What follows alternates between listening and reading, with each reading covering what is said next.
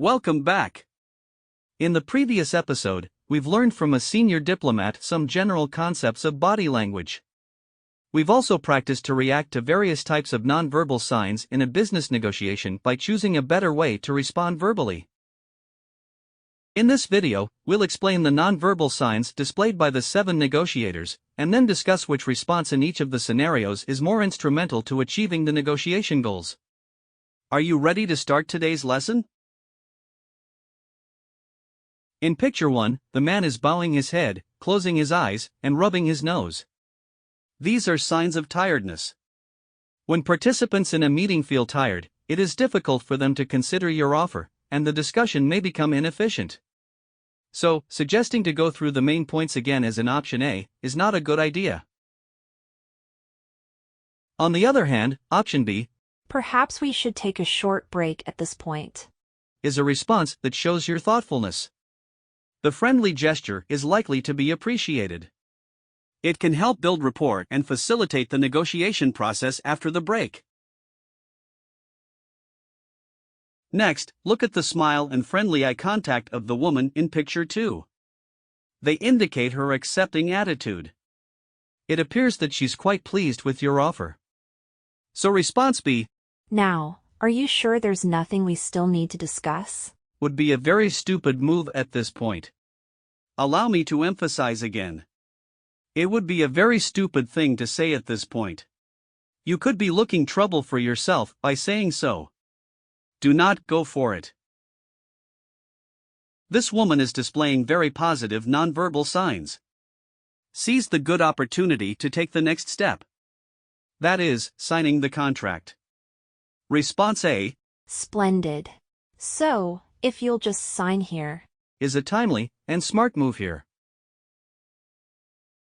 In contrast to the woman in picture 2, the man in picture 3 frowns, lowers his eyebrows, tenses his jaw, and even turns his head slightly.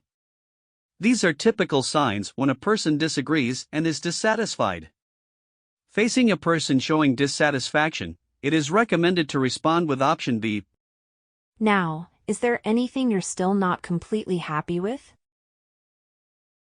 Why is option B a better choice than A? Well, take a look at option A. Okay, so does all that meet with your agreement then? This is a yes-no question. Since the man looks dissatisfied, likely he'll just give an annoyed, closed answer, no, if you phrase your question this way. On the other hand, option B, now, is there anything you're still not completely happy with? Is more open-ended. It invites the negotiator to talk about what he's not happy about. And that gives you an opportunity to understand and react. In a nutshell, by responding with statement A, more than likely you'll just confirm that the man is unhappy with your offer.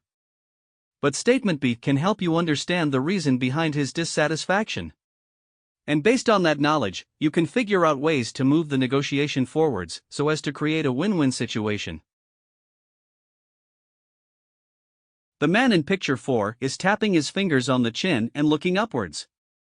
His eyebrows are brought together, and the forehead is wrinkled. He seems uncertain about something and is trying to process the information.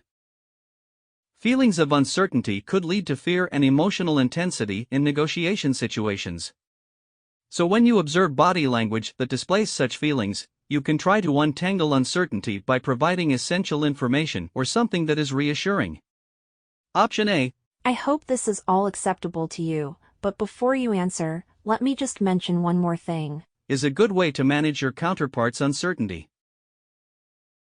The woman in picture 5 is pulling her ear. According to research, people pull on their earlobes when they're having a difficult time deciding. Therefore, this motion typically characterizes indecisiveness. When you face an indecisive counterpart in a negotiation, do not rush her. Give her space to consider. Avoid response B. So, can we now come to a final decision on this? Because this can be perceived insensitive and pushy. Go for response A. Perhaps you'd like some time to think that over. Would show both consideration and respect. This friendly gesture can help build rapport and trust. How are you doing so far in this video lesson? I hope you're not feeling this, or this, or this. If any of these describes how you're feeling right now, pause the video and relax for a moment, and reward yourself for your efforts so far with this, before you continue with the video lesson.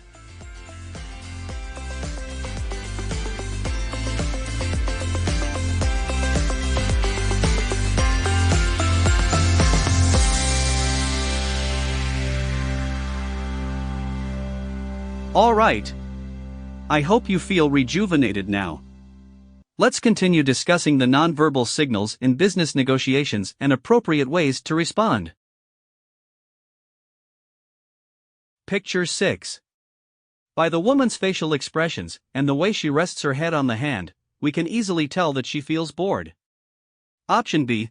Now, I won't bore you with the details. Is an acceptable response if essential details for the business deal have already been provided. But if not, you still need to fill her in with important information, then definitely go with option A.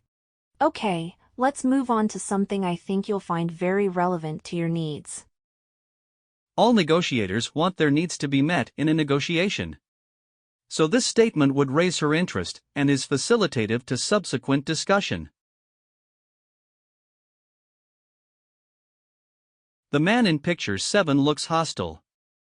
Signs of hostility include strong and persistent eye contact, as well as glaring through unblinking eyes.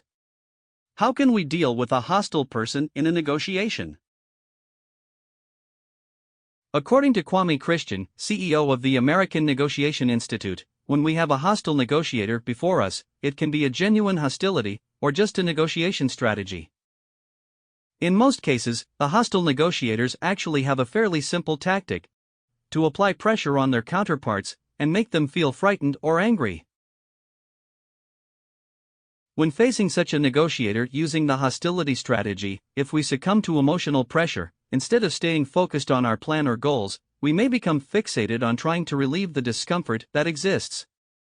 This can lead to a higher likelihood that we make mistakes. Therefore, Kwame Christian advised that we keep a cool head and know when to walk away. Now, with the expert advice, let's look at response A. Let's see if we can find some sort of compromise. Let me talk to my boss right away. Hold on. Response A is an example of trying to relieve the pressure and discomfort.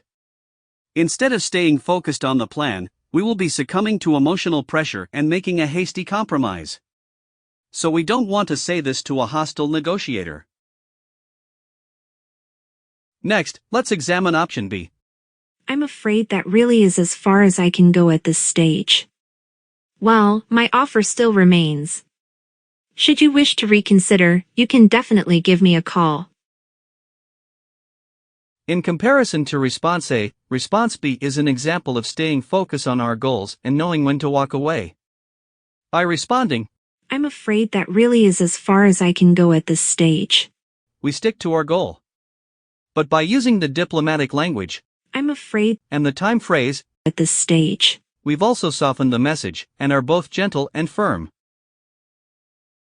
Then we continue saying, my offer still remains. Should you wish to reconsider, you can definitely give me a call. Such a response to the hostile attitudes could produce the following positive effects. First, if the man is pretending to be hostile to give us pressure, he now learns that he's not getting his way, that we are keeping a cool head and focusing on our plan, and that he might have to reconsider the case if he wants the deal. Second, if the man is truly hostile, this gives him time to cool off and reconsider reasonably.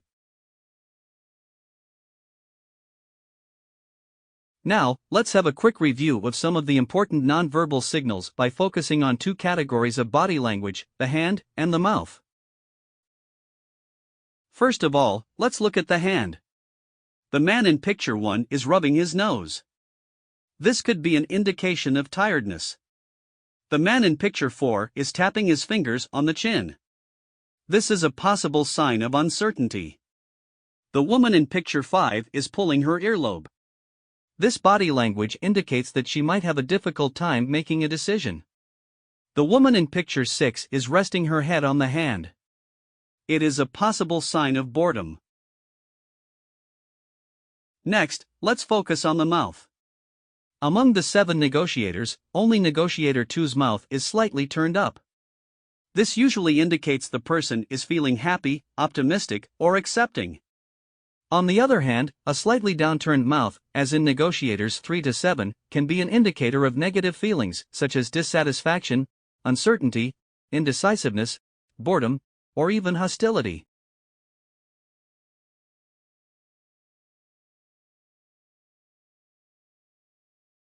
In this video, we've explained the nonverbal signs displayed by the 7 negotiators. We've also discussed how to respond when our negotiation counterparts are displaying these nonverbal signals. And just now, we further analyzed the 7 negotiators' body language in terms of hand and mouth. I hope you have found today's topics interesting. In the next video, we'll practice analyzing more examples of body language. Stay tuned!